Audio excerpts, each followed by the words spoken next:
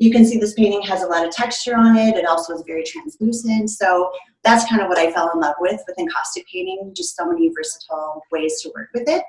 And it cools. So instead of drying time overnight, it cools in about 10 seconds, and I can just keep working, right, you know, building up layers and textures that I would have to wait maybe overnight for. So anyway, so moving right on, I also work with these installations. I've worked with integrated art using this kind of work in different settings.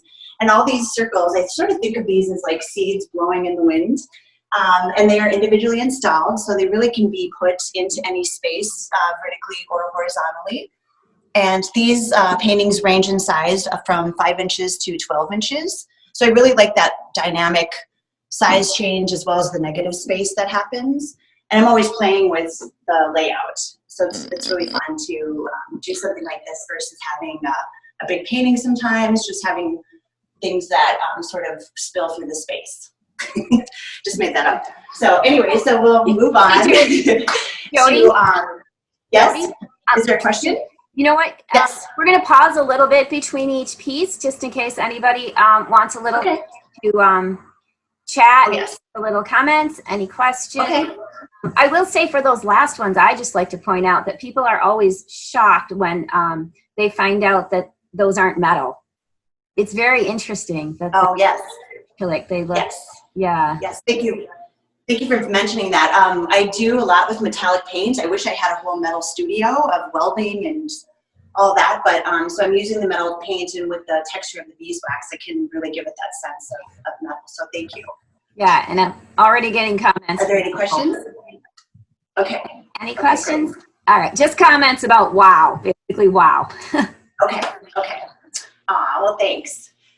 So this is a painting, an encaustic painting again, and I'm printing my photographs on tissue paper. So that allows me to work really large because I print the photograph basically into sections, and then I'm embedding it into the wax. So I'm using an inkjet printer, and the inkjet sort of just kind of sprinkles the ink onto the tissue and makes it really wispy, which when I add the wax, then it sort of appears like it's floating in the wax. And this is a painting that's 36 by 48. It's called Radiance. And this one especially, I wanted to give the sense of you laying in the grass on your belly, sort of looking up at this painting. And that was sort of like a childhood memory that I had when I was 5 on my birthday. It was just this idea of being so small and sort of being in this big world with flowers. And so that was kind of one of the inspirations that I had for this painting here. So, okay, I'll do a little pause now. Yeah. Okay, so I have a question. Tess wants to know, is it like a hand-colored photograph but with encaustic? Yes, that's a great way to put it. So I print these in black and white, and I sort of look at the image and ask it, what does it need? Sometimes I'll do color, sometimes I'll do black and white, but it has that effect. So I print in the black and white to give myself that option of adding the color. The idea is that I would do like a painting that also is a photograph at the same time. And the photograph is so much to deal with that colorizing is kind of a way for me to add the paint and the coloring. So that's great. That's exactly what I'm going for with these paintings. Oh, cool. Thanks, Tess. So I'm getting other comments. Beautiful, nostalgic, and how much do you want for it? Well, we have a price list. Okay, so we'll get, okay, I will, give me your, okay, we're typing prices right in the chat, so. Okay. Ellen, I just typed the price, Ellen. Okay. So it's there. Gotcha. All right, it's beautiful. Okay, well, thank you. Thank you.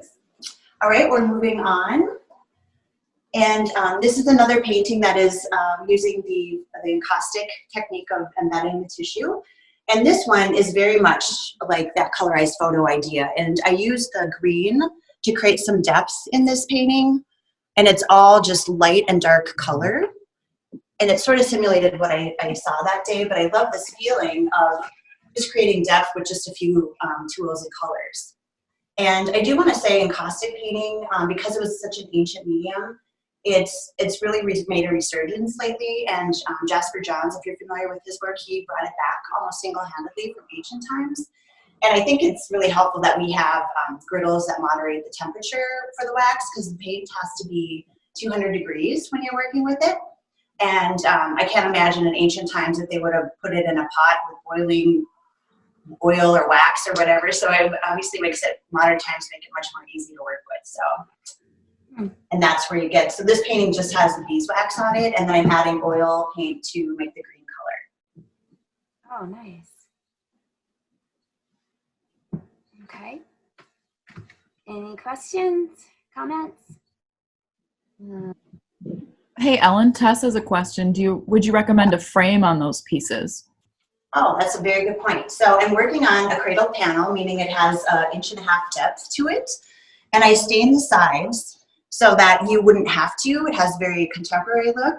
But I've also had customers that do add a frame just to make it feel part of their home. If they have a traditional feeling or more modern, adding a frame really will, you know, kind of bridge that gap into their home and make it part of the decor, if that is something they want to do.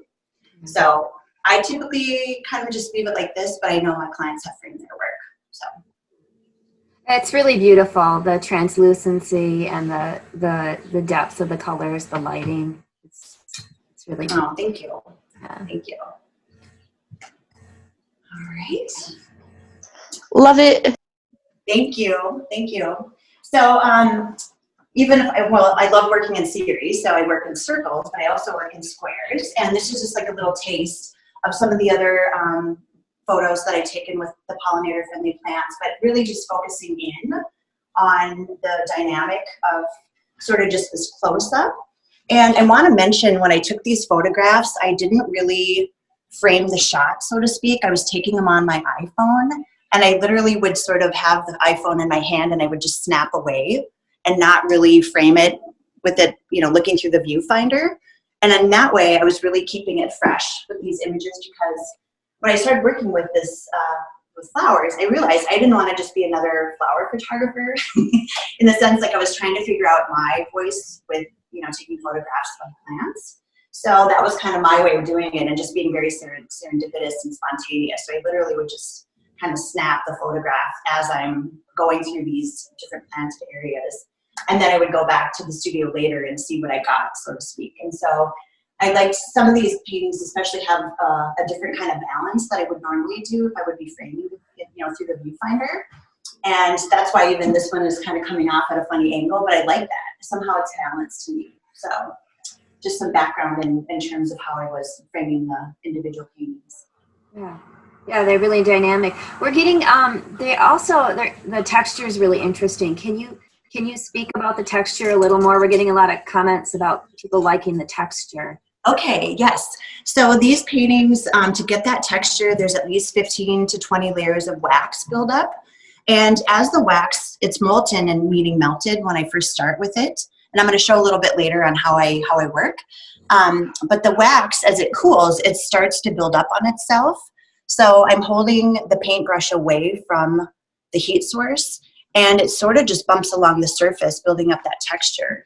And a lot of these paintings also have underpaintings underneath them, meaning I've started with color and then we'll build up layers on top of that. So that's what I love about painting with wax, is if I worked with acrylic, it would take all night, a couple nights maybe for the paint to dry and, you know, continue to build the layers.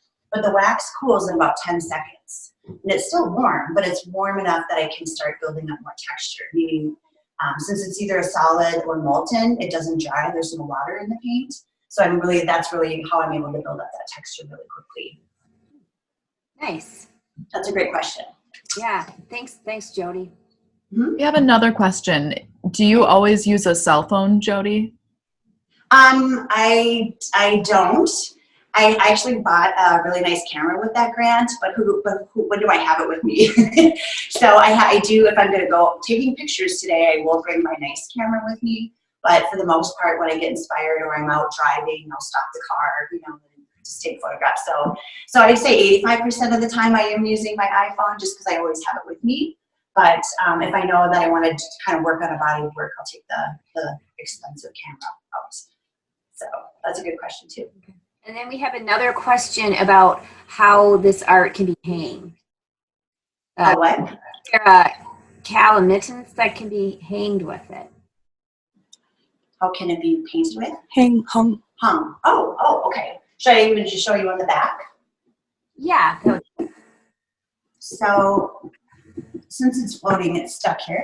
So I will put like eye hole hooks on the back, and then I put wire, and I will put that inside of the framed part so that when it hangs against the wall, it actually kind of tugs it tight against the wall. So it's just hung with wire for the most part. Nice. Thanks, Jodi. Yes, but I like that. I like where the painting actually hugs the wall. So that's why it kind of, I'll pull that wire in further versus putting it on the outside of the frame itself.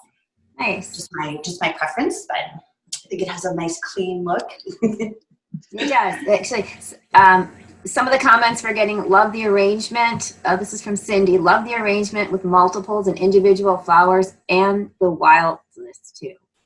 Oh, thank you. Thank you. I imagine this would be beautiful with like 12, right? Why stop at 6? You could always do more. Yeah, nice. Thanks for taking us outdoors outside of our homes for a while. Yeah, thank you.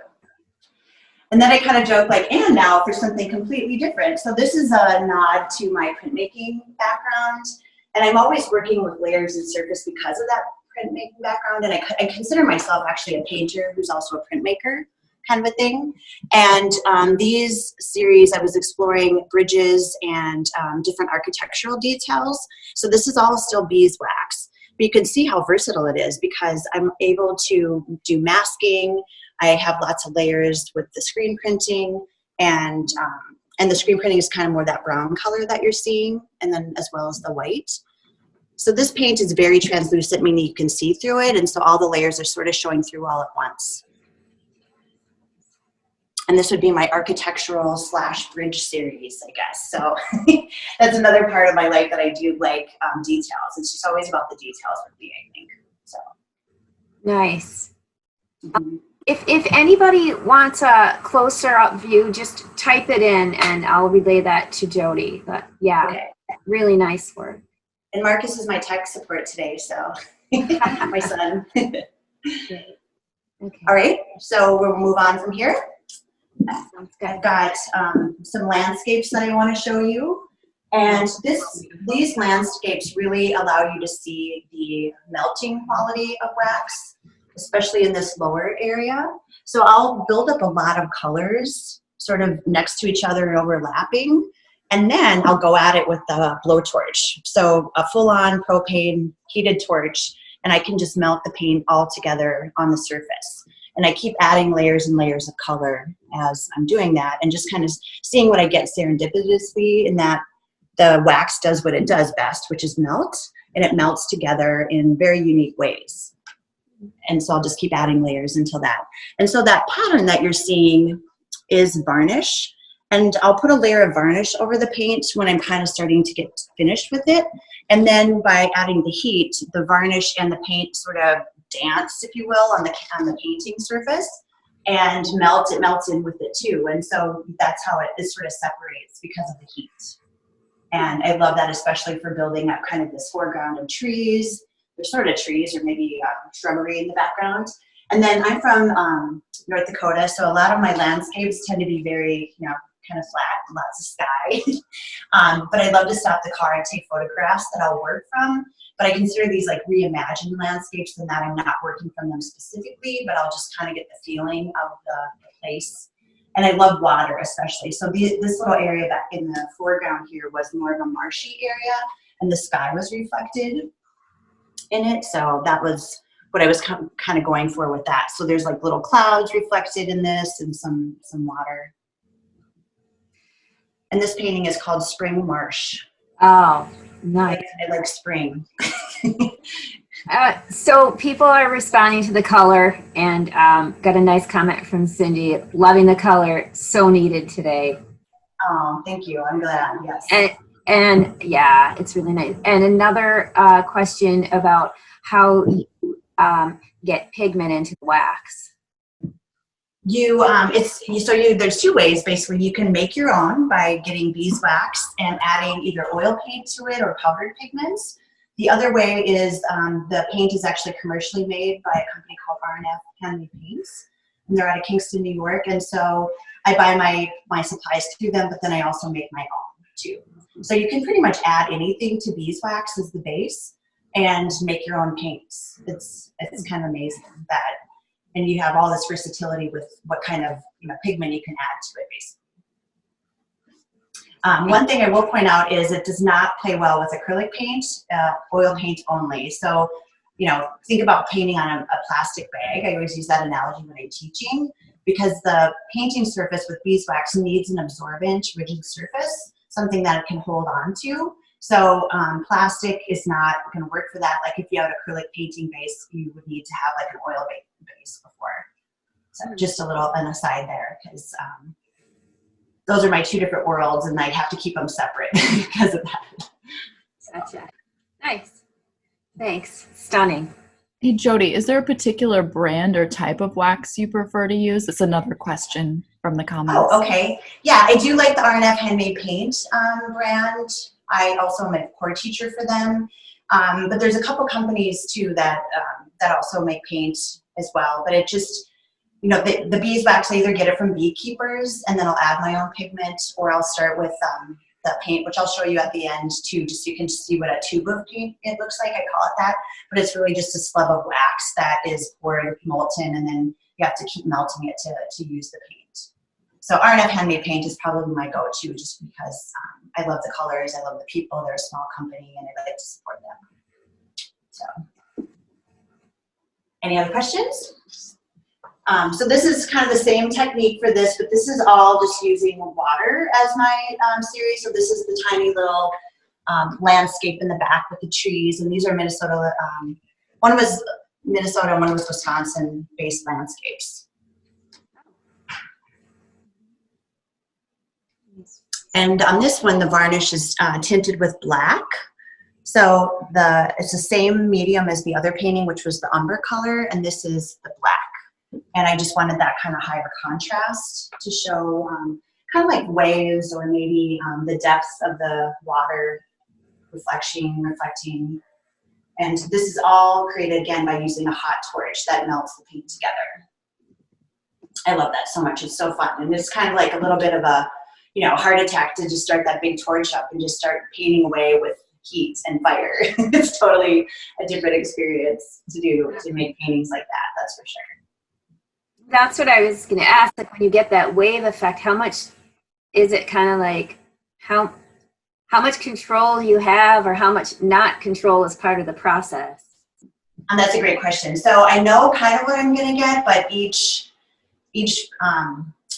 I'm sort of painting with the torch at that point, and so it's separating the paint in a way that I know will happen, but at the same time, the details or how it's going to actually feather out, it's just kind of serendipitous, where that's what I love about it, is the wax does what it does in that sense, and it gives me a surprise almost. I love being surprised. And I don't have to do all the work too, right? Like regular paintings, you have to make a mark, and then you have what you have. But with beeswax and melting, you sort of can get a whole bunch of other possibilities because you're adding heat and it's moving around constantly. Yeah. Those are amazing works. Oh, thank you. All right, any more questions, or should we keep moving on? Nope. We're good. Okay, so this is another painting in that series. This is a 36 by 48 as well. I like that kind of proportion, I guess, or ratio with this painting. And this is a really close-up, kind of on a hosta plant. And because it had such large elements in it, I really got the detailing on this one. And I printed the tissue image in 8 different sections. I have a large format printer that is 13 by 19 inches paper size wise. So I'm able to print this on 12 inches wide by 18 inches long. So if you can imagine, like this section would be one thing I would print, and then this section. And so I'm basically putting it together like a big puzzle, and then using the wax to glue it together. And then building up the layers from there. So, but this one I really because I have this big, large area, I can really get that texture going because I'm not obscuring the image. Oh, yeah. Thanks for the close-up. Hey Jodi, we have another question. How long Okay. does it take you to complete a piece, like that piece, for example? I would say probably a week and a half to 2 weeks or so, because I will, I'll start by, composing the image, so to speak. So it's a long process, and I had to get really smart with the printer, and it's like, oh, then the printer's not working, and you know what I mean, all these different things. But basically, I'll start by composing the image in Photoshop, and then using that as a base to crop an image and start with that. And then I go into Photoshop and I tile the image, and then I will print it out. And so it's kind of this process, even before I start painting, of doing all that. And then just, of course, looking through all my images, because I'm snapping away at taking all these images. So I would say about a week and a half once I, get everything printed, get it onto the painting, and then actually develop the painting itself. So I tend to stay on one painting when I start working this large, but I also like the other side, which is when I work in series, then I'll lay those all out at a time and just start working on the whole series. So it kind of depends on the size of the painting too. Nice. But I can work as large. My largest painting has been 60 by 60 inches. I've also done 7 feet, 6 feet, no, 7, because it has to do with the drywall plywood size that you can get at the hardware store, because I have somebody who makes panels for me. So I'm a little bit stuck with how big, how big the raw materials are, and then also how big my car is, or I have to get a delivery truck or something like that. But I just want to point out that I can work larger than this too. So small and big. Any questions about this one? Well, you mentioned camera work. As long as we're talking about camera work, a little shout out to Marcus, who's doing a great job. We're getting comments about camera work today. Thanks, Marcus. Woo! And then I got a question from Michelle. How many layers of wax are typically on a piece? Good question. To start a painting, I do 2 layers of wax over the whole thing to begin, and then I would say up to 25 to 30. It just adds up very quickly. And on this painting, I would say there's at least 10 pounds of beeswax on it, because just the square footage to even cover this painting once or twice, I would say it would probably need at least 2 pounds, 3 pounds each layer. So it gets to be a little bit of a hefty. I get my workout sometimes, lifting my painting. So that's a great question. But I'd say 25 and maybe even 30, depending on the how thick it gets. Because you can just keep covering up, which I also like painting mediums that are easily forgivable, and that if there's something that I don't necessarily erase it, but I will just keep building up and burying it. And this type of medium as well, you can use to scrape. So a lot of brushwork I do, but then I also at some point will scrape it down, and you can excavate the layers because of the wax will just build up on itself. So an accompanying question by someone else is actually Michelle, no, I'm sorry, that's not Michelle, but about how long does it take for a piece? I know that must differ depending on the size. It does. Yeah, I would say if I work in a series, I would say, the 12 by 12 size, probably three hours or so. So it even seems like smaller paintings take more time, per square inch, because you're still working on this little area. But when I can work large, I do more sweeping gestures, and probably per square foot it takes a little bit less time. So I'd say for a 12 by 12, like when you saw those ones earlier, that they were more, maybe about 3 hours, give or take. Thanks. Not including the printing. It's just kidding. Okay. Here's another landscape. This one's called New Dawn.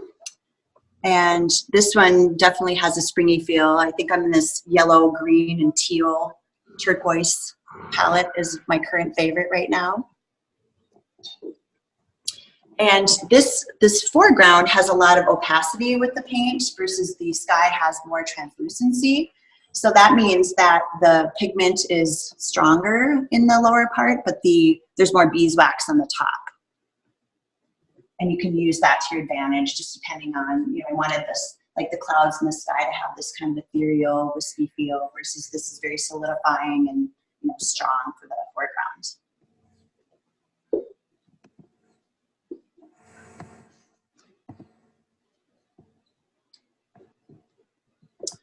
Any questions? Just people say beautiful. Okay, thank you. Actually, that's Mark Weller saying it.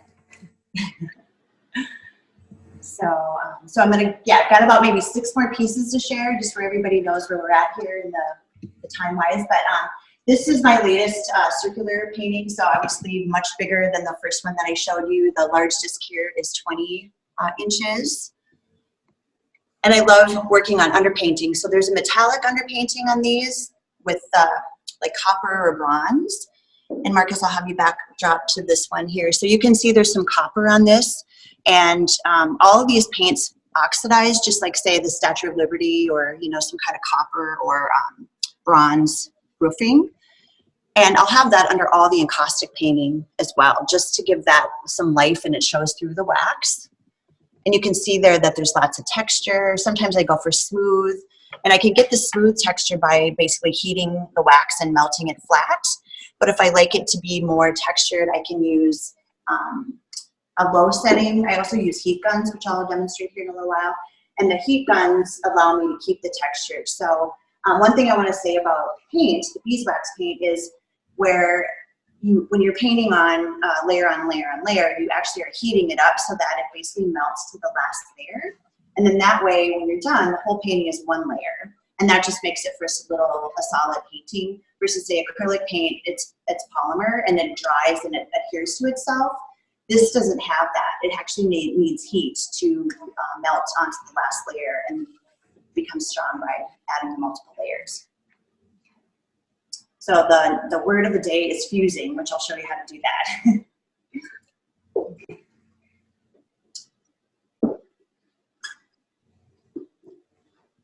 Any questions there, or keep moving on? Okay, I've got an interesting question from Mira. She loves it, but wants to know, what is your second favorite shape? Me, besides circles, the seed shape. And wow, what a great segue into my next sculpture. Mira, thank you. So I also like to work with this macro micro idea that seeds contain everything it needs to make a leaf or a tree. And these little mini sculptures were created out of soldered iron or soldered steel wire. And initially I was going to use them as an armature that I would drape paper dipped wax. And then I just loved the simplicity of the shape and the line, and I especially love the shadows. It's almost like a drawing on the wall. So, so I love circles, seeds, and seed shapes, and then squares. Just because you get to be so playful with these. And ideally, honestly, I feel like this could be a little maquette for a large sculpture one day, you know, maybe an 8-foot sculpture. So maybe integrated in art group, we might have to work on that together. Just, I could see it being on some corporate lawn, proudly displayed. You know, that's one of my goals, to work on sculpture, outdoor sculpture. So Nice. Nice. And another question from Tess about that you have a variety of styles that you work in, and they complement each other. And what was your first style, and how has your style evolved? Wow, that's a great question. So when I started, I pretty much knew I was wanted to be an artist since I was 5. And so I was working very much with representational things. So I started out with crayon drawings of animals, and then later on I started working with people, and then landscapes really came to me because I love that feeling of being in nature.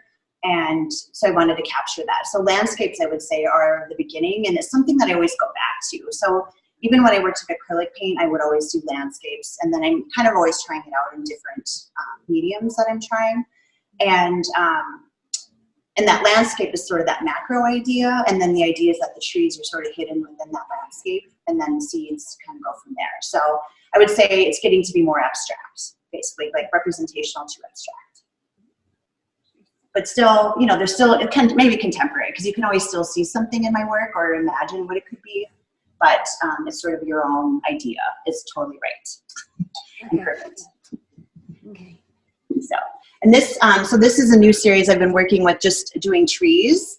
And, you know, once you start working with photography, anything is possible. So I just kind of wanted to try my hand at working with trees, especially now before the buds are on the leaves or on the branches. It's really nice to see the shape of the branches. And underneath this, I don't know if you can see it as well, but there is an underpainting. So there's little dashes of yellow and orange and blue.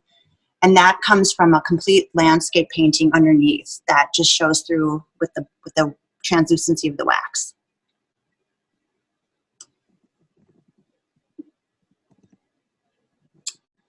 Yes. Any questions about that? No, I might wrap up some of the questions just so, Okay. so we could move on, because everybody, I'm just going to interrupt and let you know that at the end, we are going to have a special drawing for those of you that either send us your email or submit a post on our social, and you will be then in the drawing for an actual piece of Jodi Reeb's artwork. So yes, we'll show you that at the end. Details. Okay. All right. And let's just go. Okay.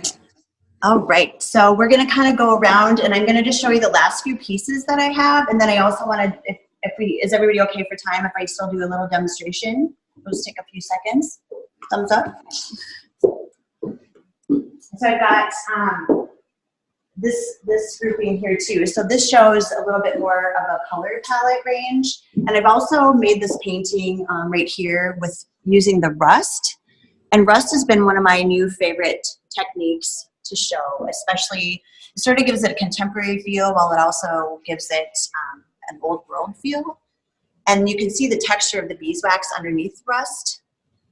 And then the texture on this painting here, the white one too, that's probably got at least 30 layers on it. You can just see how you can almost make these finger-like projections. I call them like stalactites or stalagmites, which one? I can't remember which one goes from the ceiling, but anyway, so just to show you that you can just really explore a lot of texture on these. And then the last painting I wanted to show you right now is rust. So this is a painting that I created by painting iron paint on a canvas. And then I rusted it over 2 weeks using salt, vinegar, and peroxide. And I just love the richness that happens. So some of the areas are very orange, or some are like more like deep. And just kind of using the whole painting as just one surface. I just wanted to experiment with that. So in some ways, getting more simplified in what I'm trying to convey. So. Nice. Any questions about that? People love the rust. Okay. I love this too. Yeah. And here's like a little baby one. This one has some copper patina in it, so it's got some blue. So you can kind of, I've been combining the metals as well. Nice shot. Actually, there is a question. Is that canvas? It is, yes. So it's primed canvas, meaning it has gesso on it so that it's sealed. And then I'm working with the iron paint, which has real metal particles of iron in it. And I let that dry completely, and then I add the salt, vinegar, and peroxide that I mix up at the same time, and then I spray it on and brush it on. And then I sort of just let it do its thing, and then I keep adding more and more to build up the texture. And this is an industrial paint, and I just started using it about 20 years ago for like this in artwork. But I know it's very durable. It's actually a paint that's meant to go outside, so I know it'll hold up for my paintings as well. Nice. Oh. All right. So I'll just, is it okay if I go over and just show you how I work just really quickly? You can. And while you're explaining that, can you let us know the question from Desi, how do you decide when a piece is finished? Oh, that's such a good question. And I get that so often from my students. Most of the time I walk away, and then if I come in the next day and I feel complete, then I know it's done. But if I think it's complete when I leave and then come in the next day and it's not done, I'll just know. So it's more just like taking a break and just looking at it and, you know, that sense of completion. And the other technical things that I look for are like contrast, where does my eye go, do I have a focal point, lights and darks, those kinds of things too, because I feel like a painting is successful for a lot of, feeling reasons, like you feel like it's done, but then also the technical part has to be there too. So that's kind of the two things that I use. And when I teach a lot of workshops, and that's like usually one that I get a lot. And I'm not in charge of your subject matter, but I can definitely help you on the more formal elements of design. And, but contrast, I think, is one that instantly kind of makes a painting feel complete. So if you have a lot of medium tones, I'd say more. You better do more. Okay, so here is my my heated palette. And this is a tube of paint, so to speak. So this is beeswax with pigment in it already made for me. And what I'm going to do is I literally put it onto the heated palette. So my palette's heated to 200 degrees. And so just by having contact with the palette, it just melts. And then I take a brush and I use natural bristles because synthetic fibers will actually turn into like Barbie hair. They'll just kind of frizz out. So you'll know you have the wrong kind of brush. So I use natural bristles. And this brush is cold. It has some paint in it. But I basically just start to kind of paint this on. And you can see there's already texture on this painting so that as I'm painting, it's hitting the tops of that area. And the paint cools so quickly. So as soon as I'm brushing it on here, you can see that it's already cooling on the brush and I'm not getting any more off. So I have to return it to the heat source and then kind of reload the brush and then keep brushing like that. And so I'll stop with that. And then the last step is fusing. And this is a well-loved heat gun. You can see all the wax splatters all over it. It's got two settings, which is high and low. And it's not plugged in.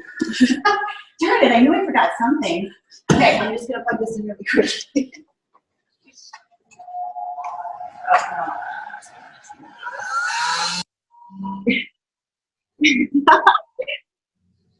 This is how I teach too. It's really fun. Okay, so now you can hear that sound, but it's basically like a high-end heat source. It's got 1100 degrees and it'll start to melt the paint. If you can see how shiny it's getting, that lets me know that it's fusing to the last layer, and I can tell that I can move on to a different area. And so each layer, each time, I'm going to use this heat gun to fuse the paint to the last layer. So. And that's kind of how I'll keep going and keep building up the texture and the layering. So you can just see how it kind of feathers over that texture that's already there. Nice. And so instead of heat guns, I also use the torches, which we actually have at home for our home studio right now. But you can imagine that if I wanted to get this very flat, if I had a torch, I could just toast the whole thing and make it really very flat. So. Nice. All right, well, that concludes this part. So I want to now show you the drawing painting. So everybody kind of knows what this is. Sure. Margaret, did you have a question? No. Okay, Margaret? Clapping for you with icons. Oh, okay. Thank you. So this is a little tiny baby 8x10 encaustic landscape painting with the varnish like I described. So I just want to say thank you so much for being with me today. I think we're all getting creative with how we're reaching out to friends and family, and I feel so lucky that I'm able to still continue working and making art. So I appreciate all of you for joining me today. Oh, and nice. to Integrated Art Group too for hosting this. I think it's a brilliant idea. I think it's really fun to show artwork in this way.